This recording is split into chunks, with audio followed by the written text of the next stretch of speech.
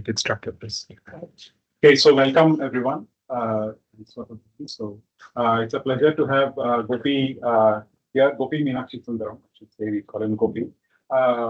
Gopi is not new to IISc. We have start with that.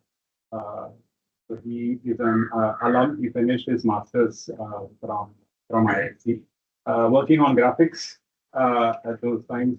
If I remember correctly, I don't think it's in his bio. I think he worked on a VLSI architecture when he was here for graphics these were the days of SDI. He's been in graphics for a long time, so he finished his PhD from UNC Chapel Hill, one of the big places for computer graphics at that time and even till date. And then he has been at UC Irvine for close to 20 years now. And he's a professor of computer science there, and has also been the dean for the past decade. I think he's stepped down now and a bit more free and is on a sabbatical, and he's visiting India, and probably one of the first talks in India, and he's visiting Bangalore. So he's here for a couple of days. If any of you want to meet with him, please let me know and we'll identify a time for today and tomorrow. But I should also finish by talking about his interests. It's very varied. He started in his PhD, I think in his early days, to work on geometry processing in the context of graphics, but has always worked on these projector systems for many years. And in the last few years, I think he has some new interesting results that he's going to talk to us about today. But besides this, he also has an interest in topology processing, geometry processing. He's done a lot of work on what is called stratification, which was a big problem in computer graphics, and many other such difficult to formulate and difficult to solve problems which involve geometry in the context of graphics. Among other things, I've known him since his PhD days, so that he's been a mentor in many ways. So I'm happy that he's here and giving a talk. What an introduction! Thank you so much, Vijay. I'm almost embarrassed. I know him so well, and he was Duke, I was at UNC, and then we know him so well. For such a wonderful group he has here, and thank you so much for inviting me. This multi-projector displays, let's start over. I'm not going too technical in this talk. I heard that not much of work in multi-projector display happens here. Yeah. So I'll place the problems in a much higher level and define the problem space, how to parameterize the problem space, what are all the variants that people work on, how to do that. And we'll go for specific solutions and just introduce you what is a generic solution and then how people specialize those solutions and solve individual problems. There are two big components in multi-projector displays. One is the algorithmic solutions, right? We need solutions, algorithmic part of it. The other side is the systems. Hello, sir. I have to stop my talk. Sorry to interrupt. I want to come early, but thank you so much for coming. Thank you so much for coming. My advisor, Dr. Swami Manohar, thank you so much. I am privileged that he's my pleasure. Go ahead. Thank you, sir. So this is basically like two parts we are going to. One is the algorithmic part, and there is the systems part, right? So systems part we are going to touch about it because it requires lots of fine tuning and other things. We'll talk about algorithmic part and then broad strokes of algorithms, and there are always fine tuning and everything that goes with it. So multi-projector displays. Let me see if this works.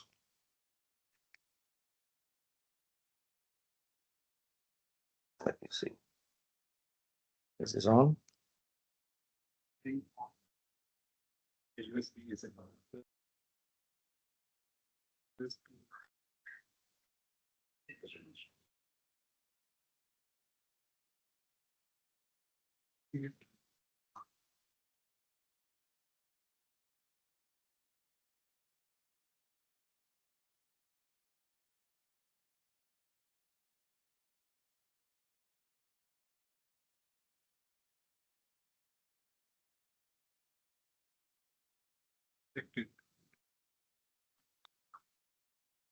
I should have tested this one first.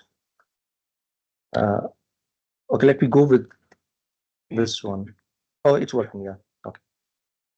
So the context is, I'm going to place multi-projector displays is under virtual reality, like head-mounted displays and everything. So it is basically like a small one display for each eye to create the stereoscopic display. And then the history is basically there used to be one TV monitor for each eye, and then people used to move with a heavy lift, right? They used to move the object. Oh, I'll take it after. So we used to move the entire system setup, like two monitors hanging in the heavy lift, and people used to move with multiple joints there. They used to move and see. So each joint is tracked to understand where the position of the viewer is, and then the images will be refreshed. Image will be refreshed, and that's how we have a virtual reality display. So now we know how it is. Basically, this is what the virtual reality display is. So it's a binocular vision, and then you have a stereoscopic merging in the brain to create a perception of depth. And of course, the left and right has to be synchronized so that there is no problem. And then the user motion outside, the user motion is tracked. And then when the user motion is tracked, these images are changed according to the position of the user to create new viewpoints and then scenes. Right? So these are all this is a basic technology of the VR thing.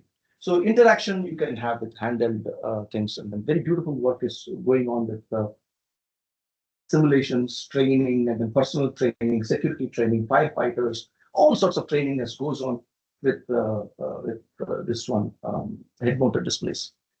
So there are few problems with head-mounted displays. So everything with to do with the vision part of it. So whenever we focus, it is the real world, it is a focal distance. Whenever you see a focal distance here, certain parts are basically out of focus. That's a natural way of looking at it. So certain parts are out of focus so that we can pay more attention to wherever we are focusing on. Whereas when the display screen is put up there and then the focus is all the way there, it's called the convergence distance, then everything will be in focus. So it is very difficult to produce a scene tracker to create artificially all the out of focus images and then create a sense of attention. So the display has to be created like that instead of like relying on our brain to create out of focus regions and another, right? So that creates artificial fatigue in using VR devices for a long term. For short term training, it's all fine. For long term, for everyday use, for long, that creates fatigue. So and then latency and all those things problems are there. So to avoid those things, the goal of multi-projector display is basically to remove that head-mounted display unembodied interaction. So to use a space around us as displays. And then it eliminates visual strain, of course, obviously, because we are seeing actual 3D objects with some visual effects on the 3D object. So it actually removes all the convergence and accommodation fatigue problems. And you have you can interact with the actual physical surface. So you don't need to have other handheld devices. And then you can have multi-user collaboration in the same shared space. So these are all the advantages. It eliminates isolation. So these are all the advantages of alternate technology other than head-mounted display. So the solution is basically projection-based. You project wherever you want, use whichever space you have, And then every space you see is a display surface, and every space you see is a interaction space. So you project something. If you want a keyboard, you project the keyboard, and then you touch the physical surface, and that becomes a keyboard. So anything you see can be used as a interaction surface as well as a display surface. So that is the goal. Now, this is a very old picture, 90s, 96 picture, or at UNC. This was the Office of the Future project, where telepresence and teleimmersion and telecollaboration were conceived with all 3D. Everything is 3D. So it is full of every display, every part of the surface is a display surface, including the clock. Look at the clock. Clock is a projection. All the pictures are projections. Everything is a projection in this one. And you have cameras everywhere, sensors, whatever sensors you want to put, whatever projectors you want to put. The 3D reconstruction is done. Is a vision picture. It is not exactly vision picture. And then all these 3D reconstructed surfaces and geometry and all the radiance fields and all the color and everything is transmitted. And then eye contact was a big problem. All those things were solved with the mesh kind of a display. Eye contact problem with Zoom meetings, right? If there is no eye contact. So all those problems still exist. And then this is the grand vision that what we were working on at that time. So nowadays, whenever we project images onto the surface, we call that projection mapping. Industry is a very common term. Projection mapping is a very common term. So when we started this project, we didn't used to call it projection mapping. We used to call it projective texture mapping. So we'll see why that thing. And then later, when it moved to industry, the texture part is removed, and then it was called just projection mapping. So we will see how that projection mapping in industry is today. And then what are all the drawbacks, and then where academics come into picture. Okay. Industry, you will see very fancy videos today from industry. And then you will start wondering what are we doing in academics if industry could do so much, right? So we will see the contrast between those two, right? Yeah.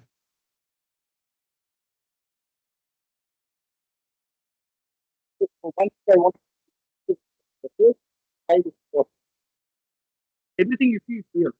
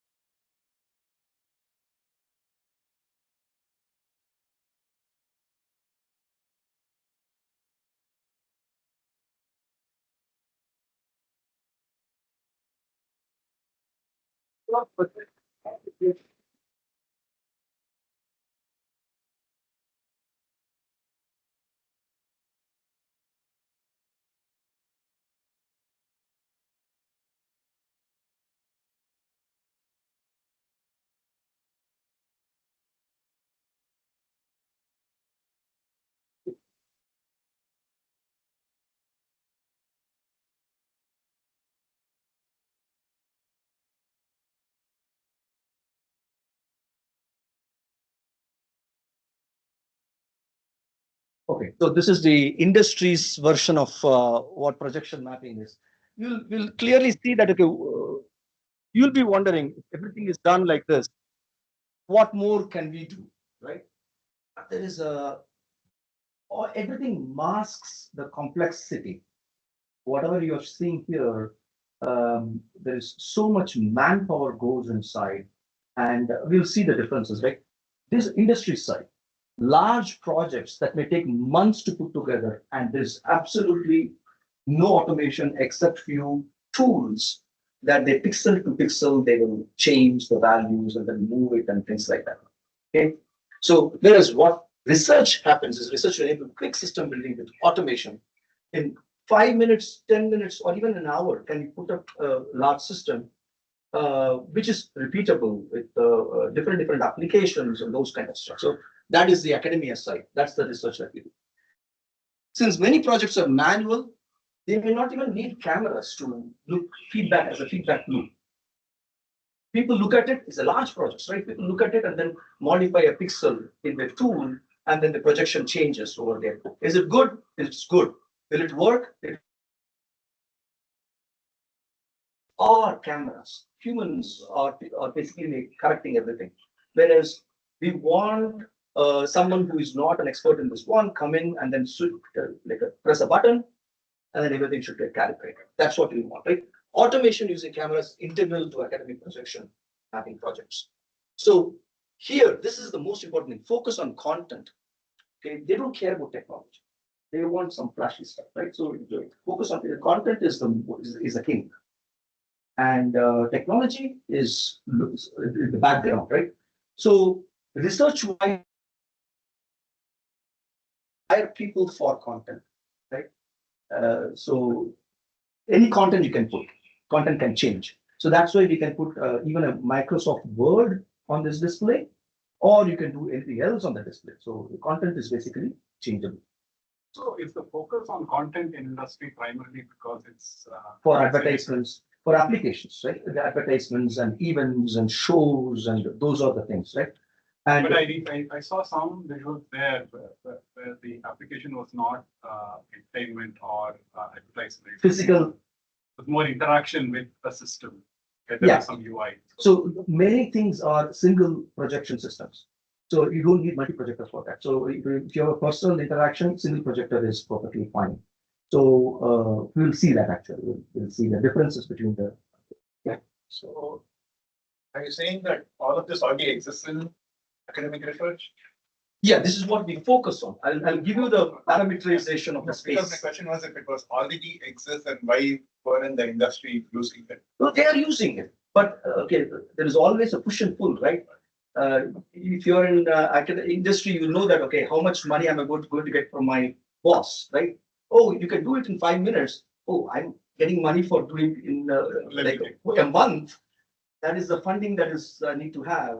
So there's always a push and pull, right? So adoption is a problem, and I'll talk about that also because we do have a company. So adoption is always a challenge when it comes to this kind of technology. And we know how the AI got adopted, right? So the mass adopted it, so companies have to adopt it, right? If it has to go from the company to mass, then it's going to take. So adoption is the problem. That's why.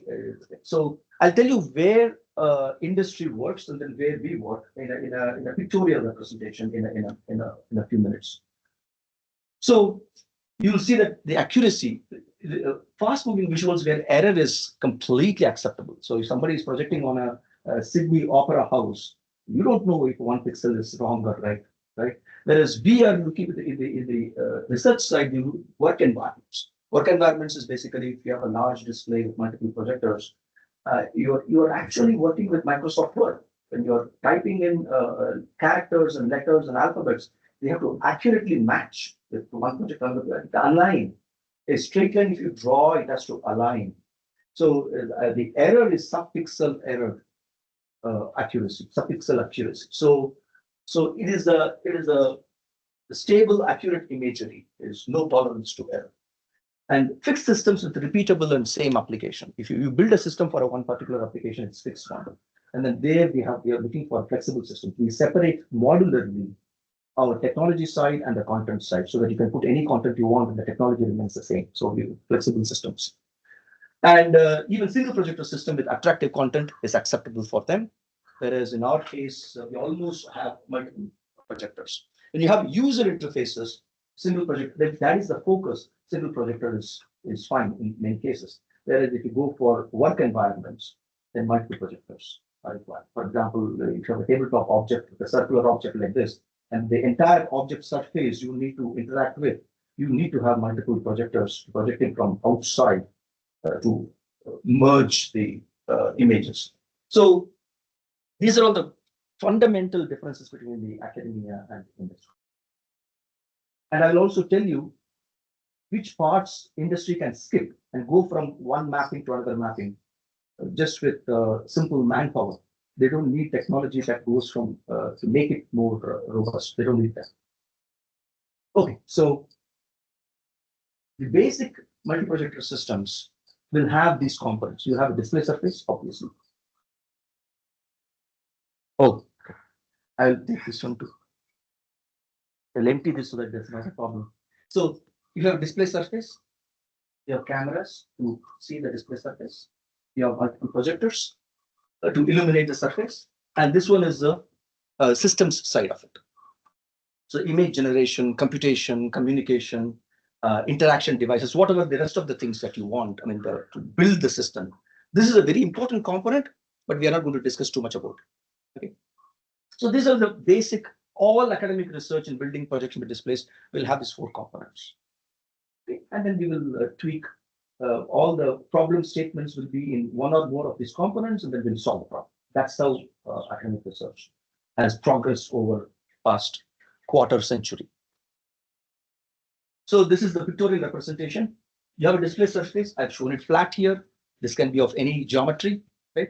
Any reasonable geometry. I don't want to make it wide.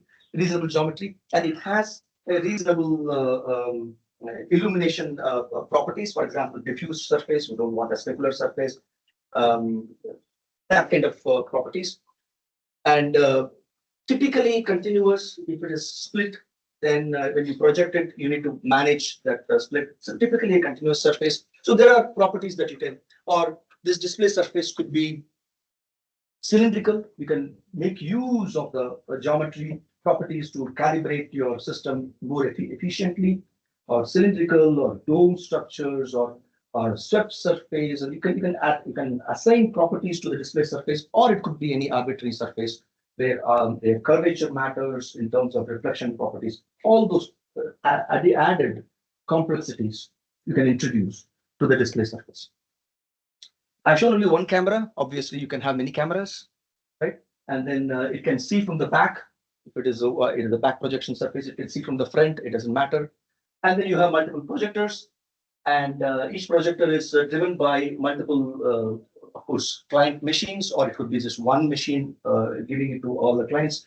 You can have a fraction of these clients driving these projectors, and you have a network system and the camera calibration and image correction system that will get the image, split the image, correct the image, feed it to individual clients, and then the individual clients project. When they project, it will look like a single seamless display.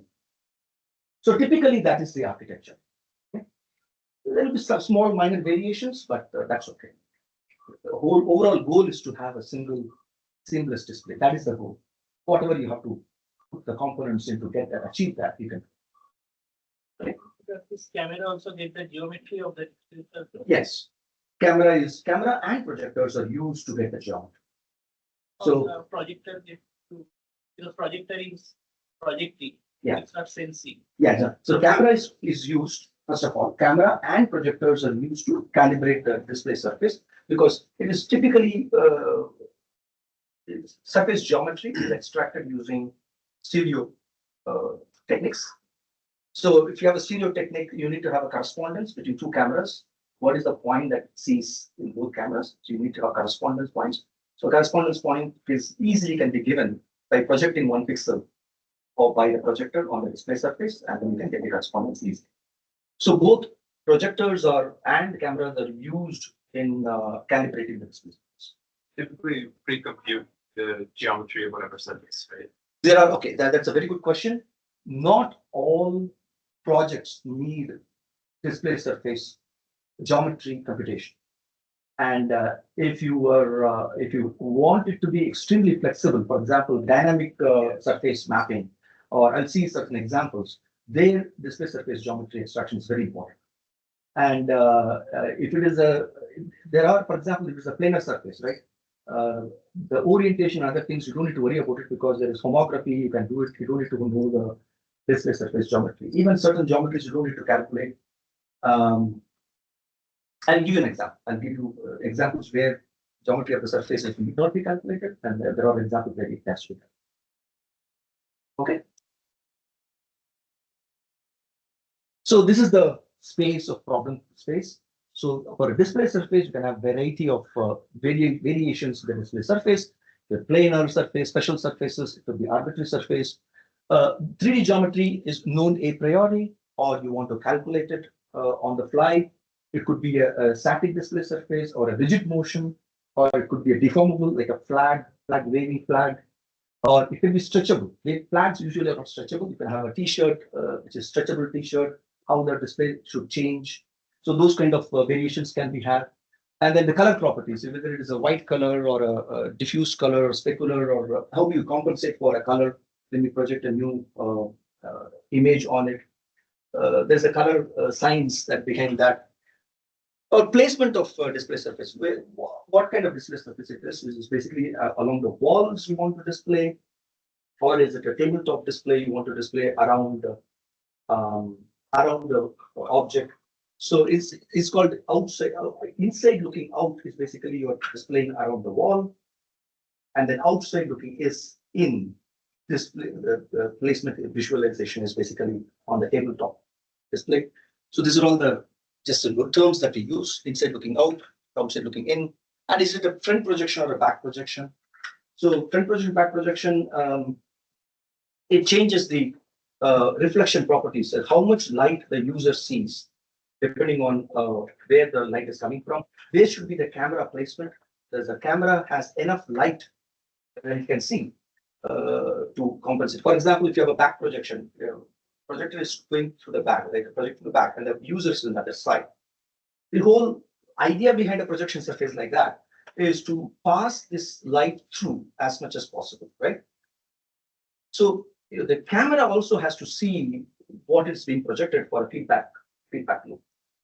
If that is the case, if nothing is reflected from the display surface, everything is sent through, can the camera placed in the back see enough light to calibrate the surface, right? There are placement issues. It so happens that whatever the light that is reflected is good enough for the camera. So you can hide the cameras behind the screen, no problem at all. You don't need the cameras in the front. If the camera is not in the front, you will not be able to track the user, because camera user is on the other side of the screen, right? So you will not be able to track the user using the same cameras. All these system advantages, disadvantages, all those things we have to take into account to design the system. Okay, where should be the camera? Where should be the projectors? What kind of display surfaces? Everything we have to take into account for the placement of the cameras. So that is about the display surface. So the sensors, it could be single or multiple sensors.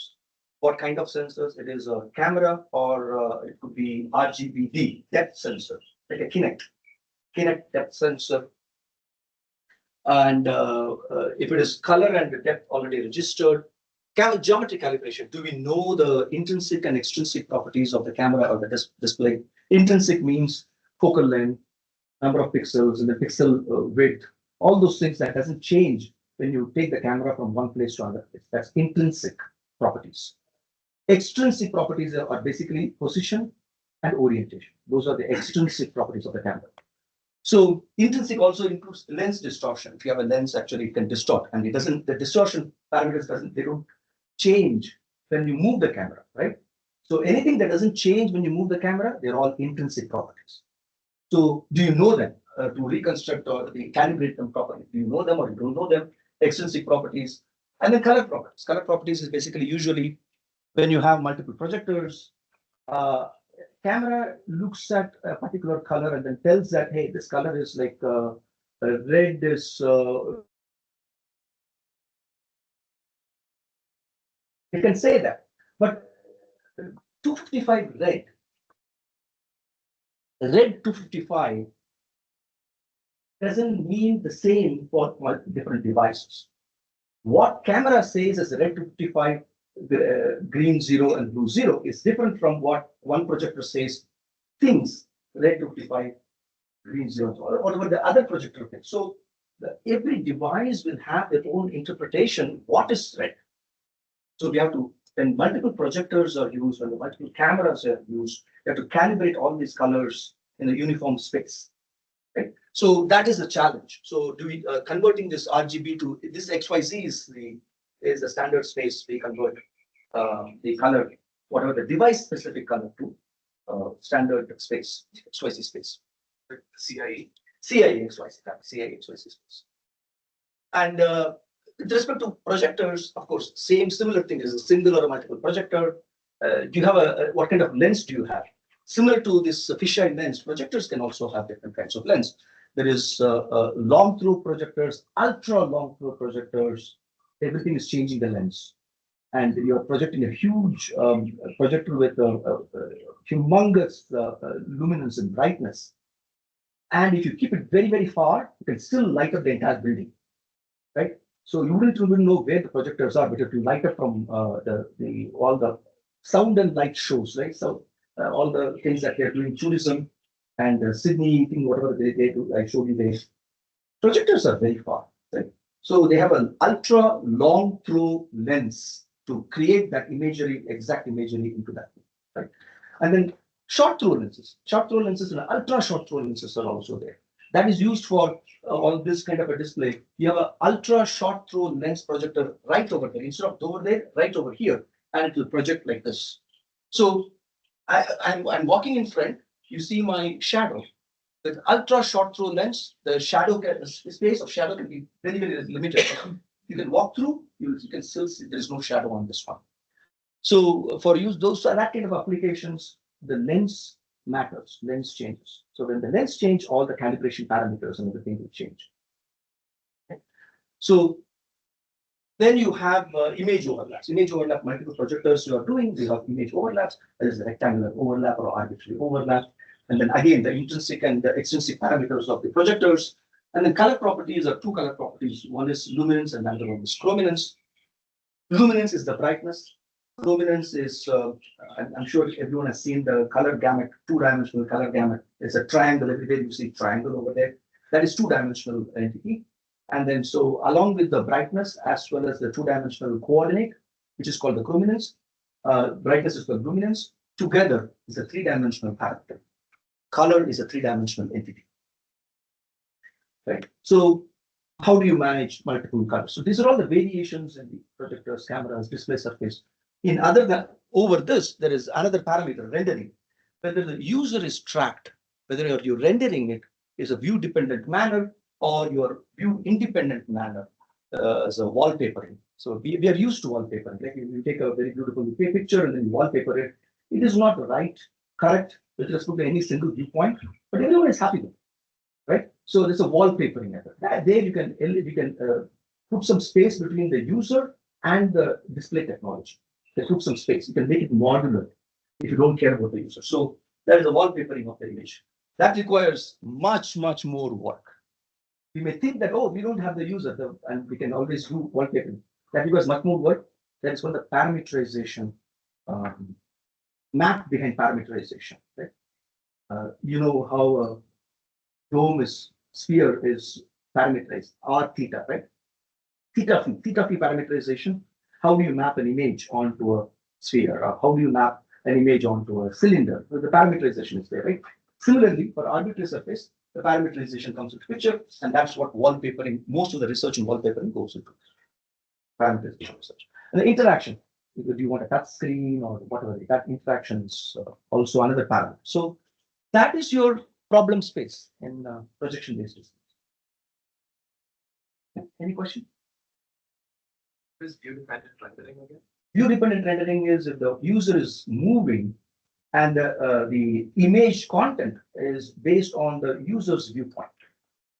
View-dependent rendering. Now, the image that is pasted onto the display screen If it is wallpapered on the screen and if it is not dependent on any single user's viewpoint, there is view independent. So you would like the display to be changed as the user is moving? Display doesn't change, but the content that is projected on the display will change. So I was thinking, contrasting to standard holographic display. Yeah. You do not want it to be, because say, for example, you are standing. Ah. So if I go to your side, you will not turn around. I will see the side view of you. Correct.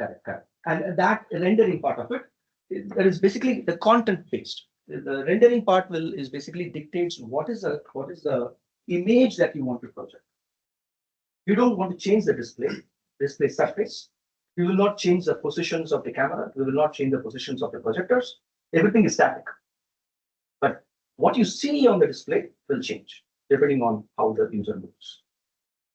Yeah, in this VR gaming engine, they have this feature of changing the virtual camera, like when we do a virtual. Exactly. That is why I'm going to show an example of view dependent rendering with virtual camera. Yeah, I'm going to show you an example. Okay, so a generic. These are all the display surfaces usual things you can see. So this is of course, army training with a spherical kind of a structure, and this is very interesting. This is our system running there, called the company called Regent Craft. They build flights, airplanes all over the top of ocean top, right? So they have very good aerodynamic properties. And it is a battery-powered aircraft with quick transportation from along the coast, from one to another. And this is a simulator for that. And that is the system, using those projectors, and then there are cameras attached to that. Using that, our system is running for seamless display around the. That is an application. Here, this is in our lab. This is a huge 360-degree inside looking out. This display is in our lab right now. This is a tabletop display. A vast tabletop display, and then you have I think 7 or 8 pico projectors, very small projectors. It's a small handheld projectors. You place them and create that. This is again in our lab. There's an example for Space Force display. We wanted to get some contract from them, so we put up this hemispherical display. And you see projectors here, and there'll be cameras over there too. There are multiple projectors. You can see multiple projectors over there around it, and then that project. This is a very interesting setup. It's not nothing technical in the setup of this thing. It's all usual multi-projector display, but you see the spherical screen. There is a gap between the spherical screen and the structure outside. Structure is a triangulated structure. You see that outside? So there is a vacuum that pumps air between the two structures, and then so this one is pulled in to create a spherical shape. So we have a noisy vacuum cleaner over there. The back. All the projector covering the top of these. Yeah. So here, this projector goes here, and then everything goes across. Yeah, everything goes. This one projects this way, and then everything goes across. In the top, there are multiple projectors projecting in the top, and then we have to seamlessly. Is there a back projector from the top? No. It's just everything from the rim of the. Just one silly question. Yeah, no. There's something like Do silly you question. mind if I take picture of it? Yeah. It is recorded also. You have control over the surface that you're projecting, right? Yeah. We have control over the. Yeah. I mean, in some cases you don't. It's like a pillar, so you can't decide. Oh yeah. We created this hemispherical surface. We designed this hemispherical surface, and then the goal of this design was how to keep the display surface stable. Yeah. And then how to keep it sticking to the inside, right? So the only thing that we thought was like, okay, we'll stitch the display hemispherical accurate to the geometry, and then we just suck it from the back so that it goes in and then sticks as a hemisphere.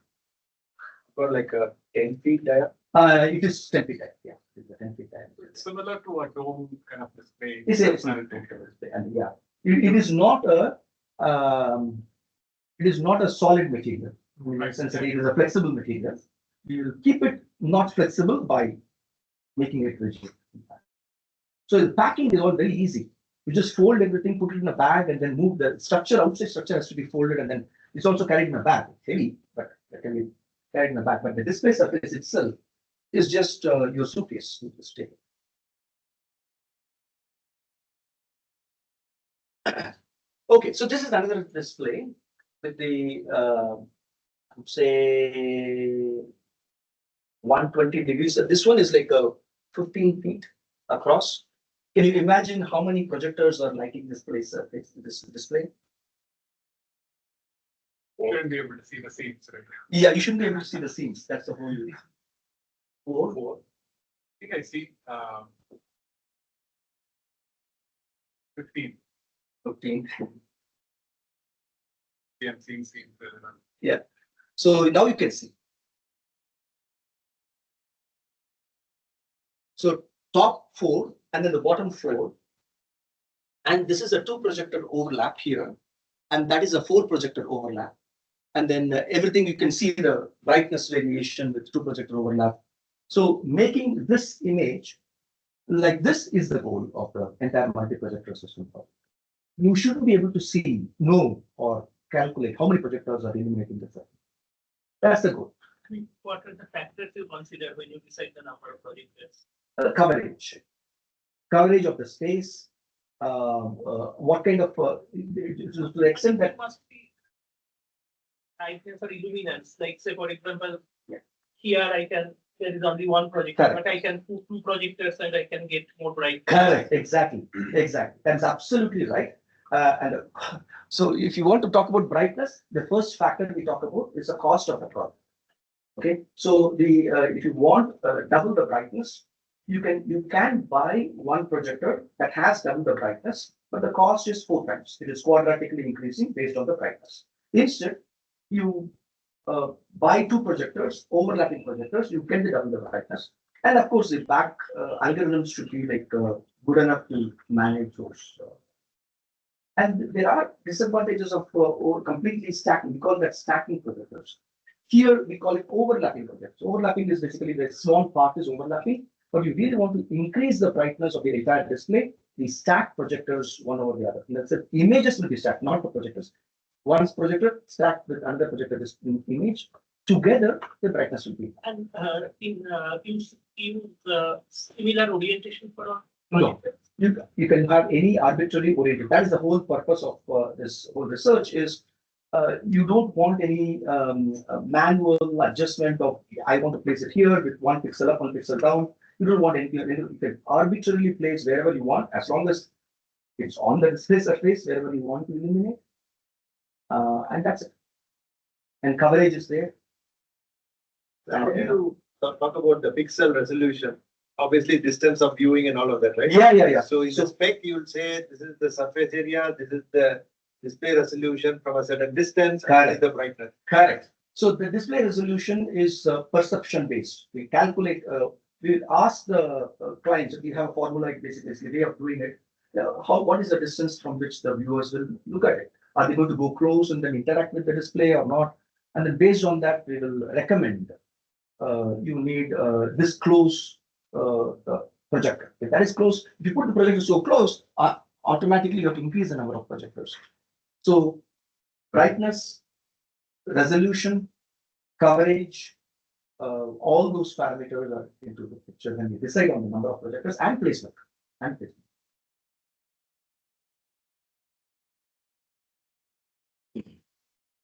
So this is another display with 6. You can see that 6 of them, 6 projectors there, and webcams, 6 webcams attached to each projector, and then it can monitor, and then we can simulate. This is a arbitrary surface. There's an arbitrary height field. There's a height field here, and you can simulate it. For example, there is a flooding. You can extract the display surface geometry. We don't know the display surface geometry. And then you extract it using vision techniques, and then you can project whatever the flooding simulation. For example, if you put a small paper clip, fold the paper, put it here, and then consider that as a dam, and then you can simulate water accumulating in the back. You can do all sorts of stuff.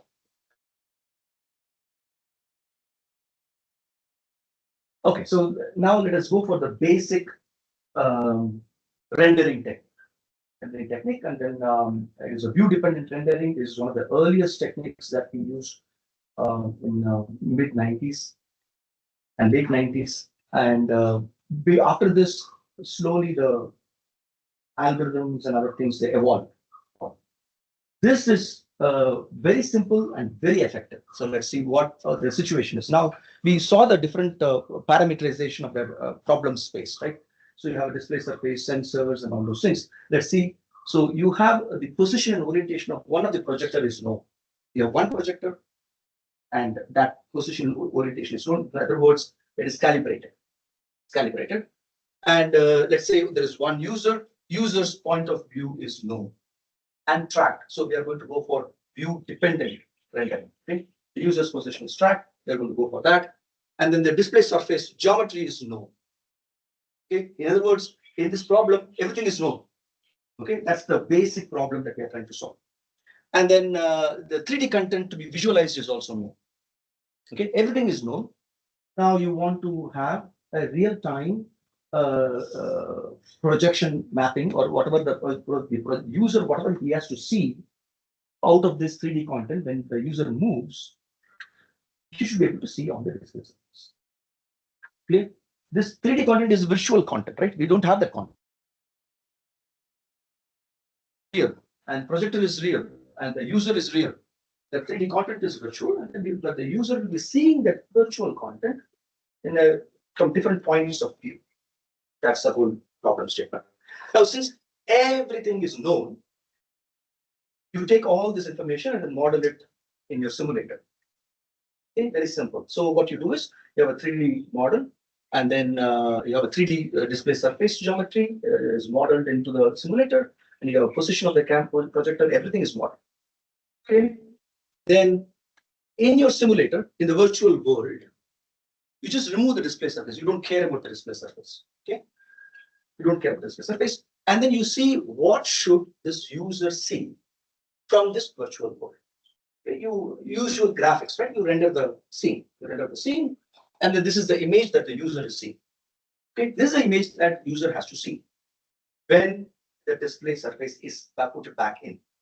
Right. Now, you put back the display surface based on the curvature and all those things. It will stretch, it will do whatever it is. You project this image, whatever he has to see, back onto the display surface. Okay. Virtual world. Still, we are in the virtual world. Modeling side. Until now, it's clear? Yeah. Yeah. So that we call the first, that is the first pass rendering. So when you project the display, whatever that he has to see, we call it projective textures on this display surface, projective texture. Now, let us bring back the projector back in. The projector will not see this image. From the projector's point of view, it will be morphed and warped and things like that. But we ourselves are seeing differently. See that? The user is seeing this, but we will be seeing something different because we are from a different point of view. Similarly, the projector is seeing, whichever is seeing the display surface, it will see a totally different image. Is it clear? Now, this is very important. If the user is seeing this image, the projector from that projection position and for this display surface will see that image. Converse is also true. If you replace user over there and the projector over here, if you replace them, swap them, if the user sees that image, the projector will see this image. Does it make sense? It's just 2 points of view. That's all to it. Does it make sense? Yeah. Okay, 1 to 1. It's just swapping the 2 points of view. Now, all we are going to do is exactly the same thing. We are in the virtual simulator, wherever the projector is, we are going to place a camera and again render an image. Same thing, a user. Again, render the image that is on this display. So you render this display surface, you render the projective textures, and then you render it from that position, from that point of view. Does it make sense? That is your second rendering. So that is the second pass rendering. The first pass rendering is user was here, and that is your first pass rendering, and take that in. And then you map the projective textures on to back to the projector's point of view. And that is your second pass rendering.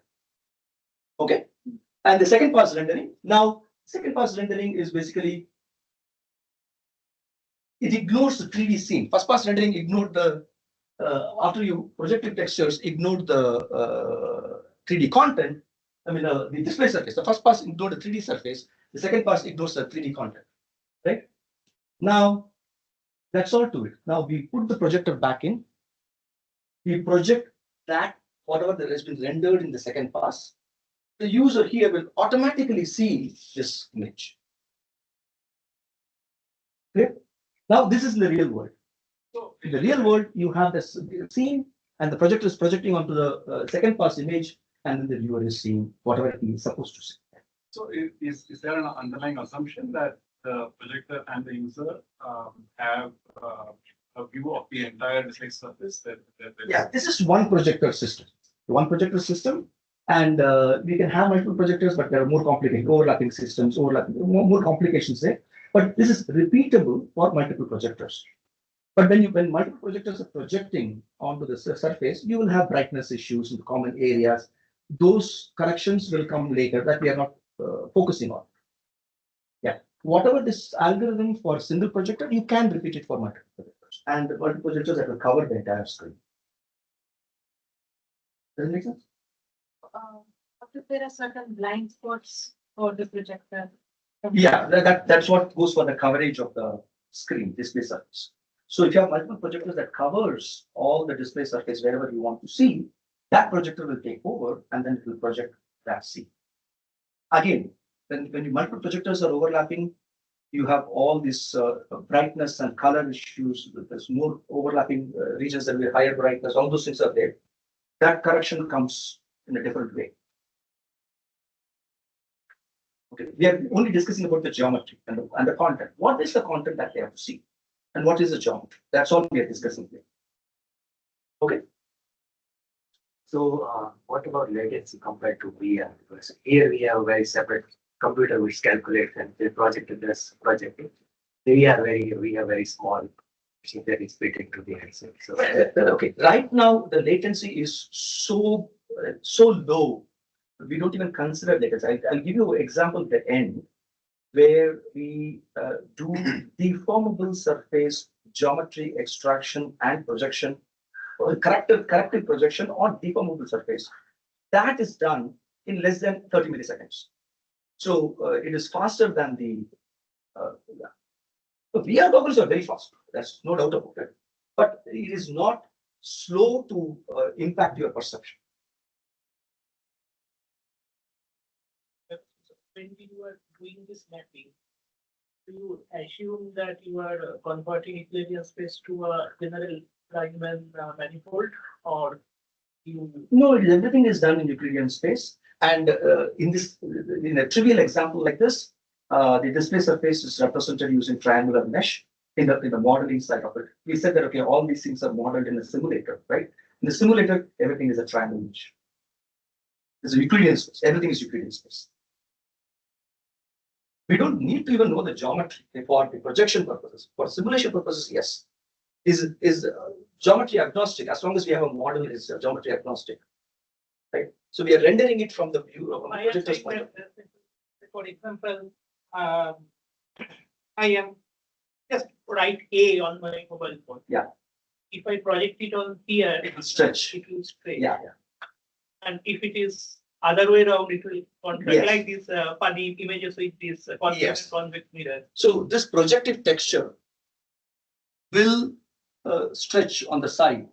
The image that is projected on this, when you see this display surface, after you project that A, it will be stretched on the side. But So- don't you think that it will may not be true depiction? Say, for example, if I am playing a game, the target may appear closer to me. Like on this view mirror, they have a notice that the target is actually closer than it appears. So, So at what level I have to answer the question, I don't know. Let me tell you what that is, because it will be stretched on the side, right? That much is very clear. And that stretched on the side, that is viewed from the projector, that is taken into account. That distortion or warping because of surface geometry is taken into account in the second pass rendering, what the projector sees. Okay. No, my question is maybe I should be more specific that when you are doing the mapping, so do you like even if it is pre-computed, that do you consider how do you consider the geometry of the space, whether it is a hyperbolic, spherical? We do not in this case. Yeah, we do not. You are right in the sense that, okay, if you're going close to this surface and then the surface is like this, right? Okay, this is going to be closer and that's going to be farther. You can clearly notice that. Okay, that is not the application scenario here. The user is at least 10 feet away from the display surface. So you are considering that locally it will be inclined, even if the overall surface is spherical, but in local area it is always like up. Yeah, it's just a set of points. We don't even consider the curvature over there. It's just a bunch of points, 3D points. And if you want to consider a surface, you put a triangular mesh on that. The worst case is basically there are millions of points, and then you map every point individually. And there's a texture mapping. OpenGL texture mapping is available. This projective texture is also available in OpenGL. It does all the job for us. It's a triangular mesh. It interpolates in it.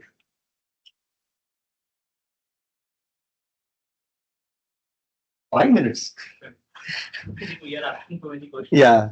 So I'll show you a bunch of videos and then I'll finish. So that is your standard thing, right? Now, the system is basically there's only one projector in the system. There's position orientation of one projector is known. The user's point of view is known. Track all those things. The 3D content is visualizes. The system, that is multiple projectors. You have position and orientation of projectors are not known. A different parameters problem space, and then its users view in not known, right? And then 3D content independent, right? So if this is the problem statement, you'll have a totally different solution, right? So that is the situation here. So you have 3D content is not known, all the multiple projectors, user view independent. If you project all this onto the display surface, this is what you will get. So you want to define the goal. What is your final image that you want to see? You want to see like that. It is a real system. The real system is a real output of that thing, right? You want to see that everything is aligned, blah, blah, blah. So if you want to do it manually, it goes on and on and on, keystone correction, and you have alignment issues, moving back the projectors, building the printer, rotating it, all sorts of things goes on and on and on. Okay? And if it's a cylinder, it's even worse, right? So if you have two projectors projecting, the projection image itself will be curved, right? So these are all the corrections you want to make automatically, right? So that is where industry spends all the time in manually nudging it. So we do it automatically. So when you have the projection view independent of those things, you can actually ignore all those things. You can ignore the 3D content. It is independent of 3D content. And because you have to reconstruct the geometry because it is not known, you instead of user, you add multiple cameras. That's a feedback loop. Okay. So how do you model a projector? I'll just say that you model a projector just like any other camera. Right? It's just a camera project modeling. What is this? Is a pinhole camera model, right? Exactly the same pinhole camera model for projectors. It's exactly the same length. You have a stereoscopic thing that we do in the cameras. We can do exactly the same stereoscopic imaging in using projectors, not imaging, of course. They're projecting the same 2 points at the same 3D surface. However, the reverse of stereoscopic computation with the projectors, right? So, in other words, in the mathematical model, you can substitute projectors and cameras, interchange. When you say device, it could be either projector or a camera in the mathematical modeling. The interesting part is you have two projectors or two cameras or whatever it is. So if you know, and the display surface geometry, if you know two of them, you can calculate the curve. That is a foundation, fundamental observation. If you know one device and one the display surface geometry, you can calculate the parameters of the another device. If you know the two device thing, you can calculate the display surface geometry. Okay. So the goal with what is given as input is basically you have camera 1 and camera 2, and you have multiple projectors. This is the display surface, let us say, and then this is the point of the display surface. Of course, you can repeat the same process everywhere to get the entire display surface, obviously. So we use a 3D box. We bring a 3D box with patterns. You know the 3D box. This is the origin, x-axis, y-axis, z-axis, standard box. And then you know the coordinates of the corners because we build the box, and then we let the cameras observe this box. So we will see which pixels of the camera what is the 3D geometry, and then we can calibrate the camera. Right? Once the camera is calibrated, boom, this is gone. We don't need to work with the 3D geometry anymore. That one anymore. Now, between the cameras, we want to see what is the, if you look at one single point on the display surface, what is the pixel P1 IJ and pixel ST of two cameras it is looking at? That is called correspondence. Now, it is easy to do because we use the projector, we project a single pixel. You don't do that, but I'm just giving you as an example, right? We don't do one pixel by pixel, but I'm just giving you an example. A pixel, and then these cameras observe that pixel in pixel IJ and pixel ST, and then they can, using the calibration, they can extract what is the 3D position of this particular point. Clear? And then we repeat it, multiple points are projected all over this display surface, and then the entire 3D geometry is extracted. That's not going to happen exactly the way I told you. There are lots and lots of patterns you project, and then fewest number of images you do, all sorts of things you do. It's just a general idea. Clear? You use calibrated cameras right now to extract 3D geometry using projector as an intermediary thing. So when we do that, there is a projector to camera mapping. What I want you to do is basically observe these mappings right now. There are multiple things we're talking about. We're talking about cameras, we're talking about projectors, we're talking about display surface. So from every point in the display surface corresponds to a particular pixel in the projector. Points in the display surface corresponds to particular pixels in the camera. So there are mappings going everywhere, right? So when you project this pixel and the cameras are observing, you know P2, projector to camera mapping. Which projector pixel corresponds to which camera pixel? That mapping is there. Then, using the calibrated cameras, once you're using the cameras, if you extract the 3D geometry, this is known from camera pixel to surface point. That mapping you can extract. Worst case, you can create an Excel table to do that, right? You don't need to have a functional representation. You can even have a discrete representation. That is not an issue, but conceptually, it is just a mapping. Now, together, you have a P2C mapping. Here you have a C2S mapping. Now, putting it together, you have a P2S mapping. Okay. So projector to projector to surface mapping is there, camera to surface is there, projector to camera is there. Right? Now, we are going to bring in the content. We're going to bring in the content here. The content is just a texture mapping. You take an image, you paste it on the geometry. Okay. So you have a texture, your picture that you want to paste it on the geometry, that is called the texture. This has IJ pixels, right? Texture IJ pixel coordinates are there. And then when you map along with this one, so you will have a T to S mapping. When you paste the picture, stretch it, whatever you want to do, you can paste it. You have a T to S mapping. Okay, that part is very deep. That's parameterization. That's where I'm hiding everything under the rug. Sorry, again, for interruption. So in the previous case, if we do it for multiple points and learn a basic supervised learning model, you can do that. You can do that. But vision is all supervised learning right now, so you can do that. But this is basically standard stereographic imaging thing, standard technique. Okay, so T to S mapping. So previously we have S to T mapping. This is basically S to T mapping, right? So we do know P to S mapping. If you combine these two, you have P to T mapping. If you combine S to T. S to T means this which point in the 3D geometry corresponds to which texture here. That is S to T mapping. The previous slide, you saw P to S mapping here, right?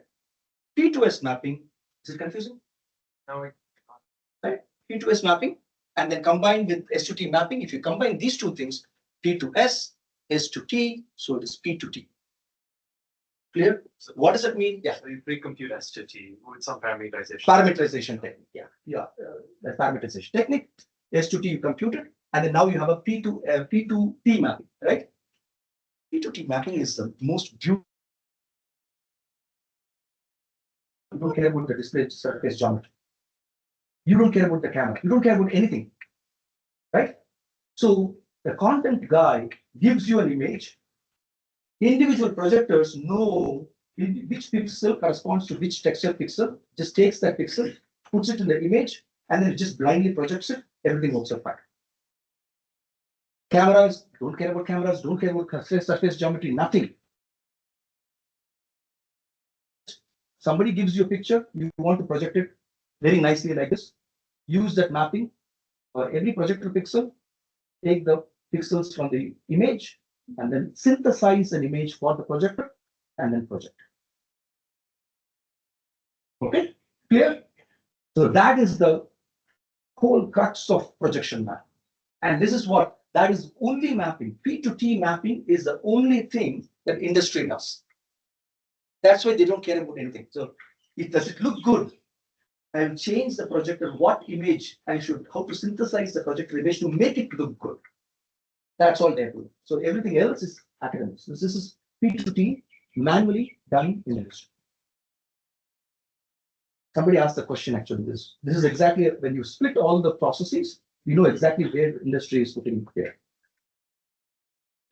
Now, if you bring multiple projectors, right, you'll have a overlapping region, brightness, and then those are all the things that we will correct. Okay, that is. These are all special surfaces. How do you manage special surfaces? You remember we brought a cube in to calibrate the two cameras, C1 and C2, a cube with x-axis, y-axis, z-axis. We brought them in. We don't need that. We use the display surface itself as a calibration device. Okay, how do you do that? If you know something about the display surface, you can do it. So if it is a vertically swept surface, or if you have a protrusion surface, all the special properties of the display surface, you can use it to avoid special calibration devices. Okay, these are all the examples, dome, all those things, very good. Okay, I wanted to talk about some technical thing, but it doesn't matter because it's, you know that it can be done very easily.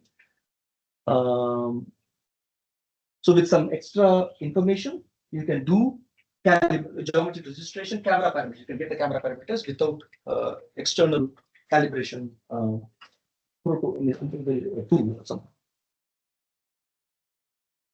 Let me go back. This is the computation of where the projectors are and camera is from the images. They are calibrated things.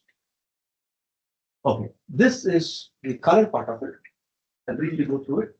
So you have an extra overlap brightness, you have an inter-projector variations, you have intra-projector variations, and you have a brightness of dynamic range, right? You have brightness, you have color, I mean, chromaticity coordinates, right? I don't want to play this video. It shows that it will show us the brightness thing where the chromaticity diagram, this triangle, what this particular pixel, every pixel can generate, right, or can show is within this triangle. All the colors that a particular pixel can show is within that triangle. And that is a two-dimensional entity. The third part is basically the brightness, the three parameters. That shows the two parameters and then the third parameters, three parameters. So the chromaticity coordinate will change. Every pixel will have a slightly different that triangle. Managing that and then bringing a uniform color throughout, not necessarily uniform, something perceptually uniform color throughout is the goal of this brightness variation. Okay, I'm going to skip this one. Okay, so there is this is a very old, just put some blinders in between two projectors. If you do that, if you have this kind of a result, you will get from this one. And then after some sort of gamut matching, you will get that one, right? So when you show multiple projectors, the worst pixel, if you want exact uniformity of color, the worst pixel has to be matched across the entire display. So if you do that, what happens is this is the brightness will go down tremendously because the worst pixel will have the worst brightness. It will go down tremendously. You are not using all the bright regions here. So there is a perceptual based color morphing, brightness morphing technique, and then that will make the brightness better using something called Weber's law in the perception. And so that is a constraint morphing brightness, but still brightness is smooth.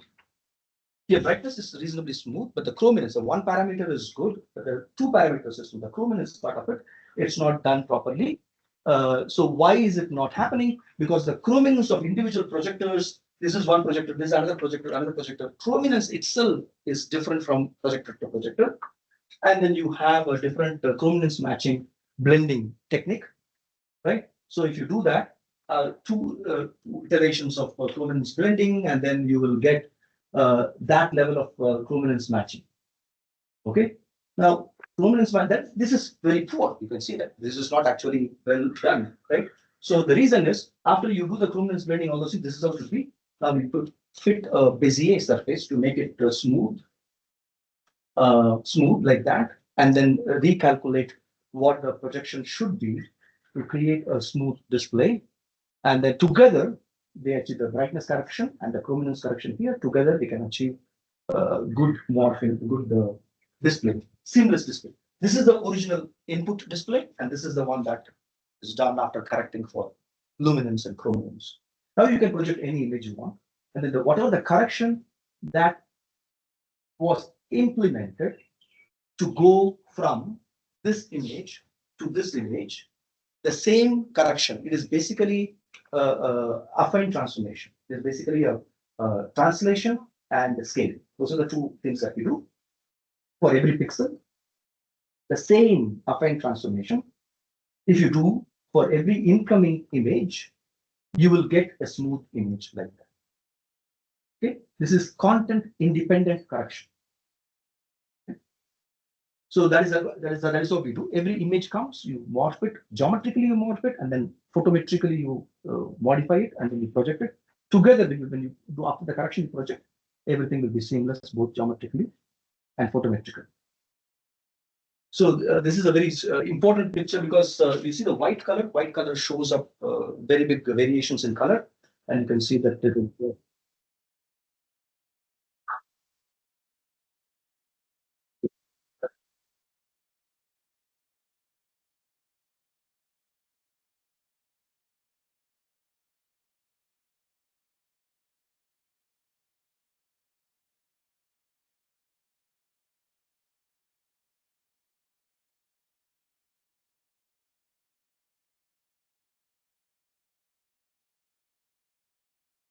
Okay, so this is another example where outside looking in systems, right? Flower vase and everything, and then this is the system, another system in our lab. These are all the pick up handheld projectors here, and you have cameras all around. The cameras are all in the top ring, projectors are all in the bottom ring.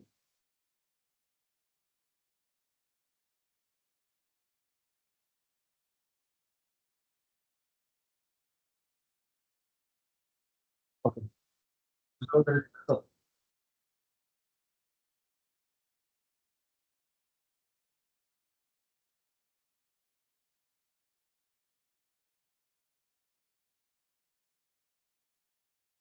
a project. Yeah. So some colors are projected.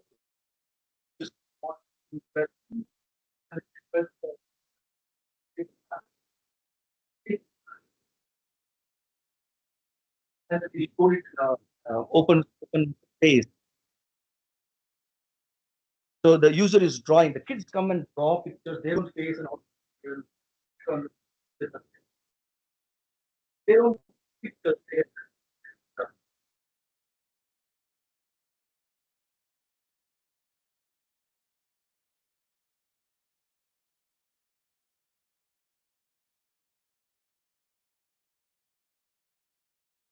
That is not calibration. Up to point. You can take the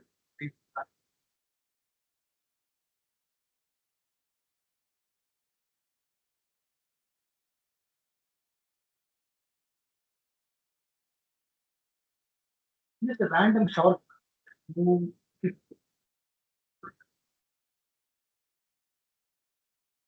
Four projector system. This one. Okay, deformable surface. I'll just show you the video. They put two fans on side and then make it wave, and then that is the final result actually. Are you recalculating for? Yeah, using Kinect cameras, RGBD. So we reduce the actual depth calculation, but we use it to calibrate the camera. So you do calibration in real time. Yes. Yeah. We do 3D surface reconstruction in real time and then modifying the images correction in real time. There is calibration one side, correction in the other side. So that is a before correction and after correction. Is probably more critical. Correct, real time. Yeah. Calibration is offline you can do, but correction has to be real time. So for deformable surfaces, the calibration part has to be split between projector camera calibration and the display surface extraction, because that is the part that is changing all the time. And we make that more efficient and then attach it along with the correction scheme routine, right? So then that is done in real time. The display surface extraction is done in real time and correction is also done in real time. The reason why you're doing display surface reconstruction is because that then informs you as to how to do geometric. The geometric correction, yes, yeah. Projected image, yes. Okay, and that's it. I just want to this is a display stretchable. Who wants to see the stretchable surface display? This is interesting for geometry people because you are projection mapping, right? So you are changing the what is it, parameterization. The single projector though, it is not multi-projector, a single projector. It's a conformal parameterization and angle preserving parameterization, all those things, yeah. That is 45 frames per second. You can see with the markers. Without the markers, it reduces a little bit. With the markers, you can recognize the markers and then do it.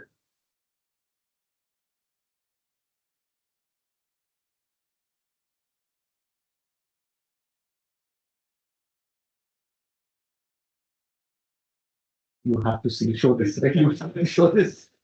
And the interesting part is the student who is working on this project is a Pakistani.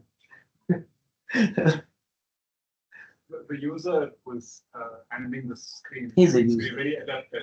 Yeah, that is his work. That is his work.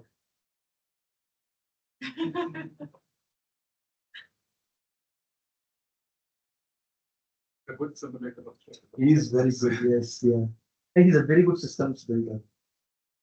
So you will see Mona Lisa faces, after that you will stop. Okay, you have to see Mona Lisa face, of course.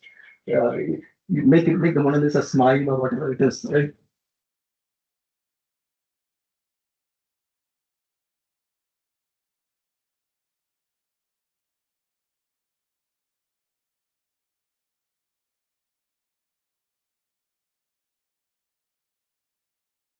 Oh, these are all the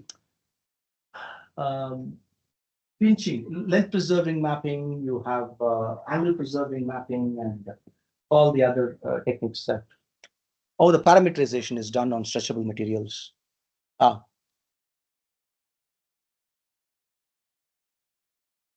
head is going that far. So if you do length preserving, so it will be adjusting to the length and then it preserves as much as possible the length. Okay, I'll stop here and so that's the summary. Summary is basically a wide variety of the problem settings and then interaction techniques adds one more layer of the problem setting challenges and making the automation of calibration and rendering, simplifying that. These are all the future words. Creation, content creation has to be made simple, made better. And then those are all the possible things that is going to move forward. And this is the main work of Aditi. And I'm just a collaborator on this one. She's leading this project. And these are all the students and everybody who worked on this project. Okay, thank you so much.